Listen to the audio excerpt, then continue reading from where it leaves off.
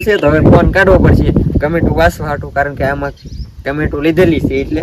તો પેલી કમેન્ટ હતી કે આશુબેન ની હતી. હવે જોઈએ આપણે તું ગોતવા દે મને હારી કમેન્ટ. જનકભાઈ એક સવાલ છે કે આશુબેન ની સગાઈ ક્યાં થઈ છે? મારી સગાઈ જી નથી. મારી પઠ્ઠો હારો છોકરો તમારો આપણે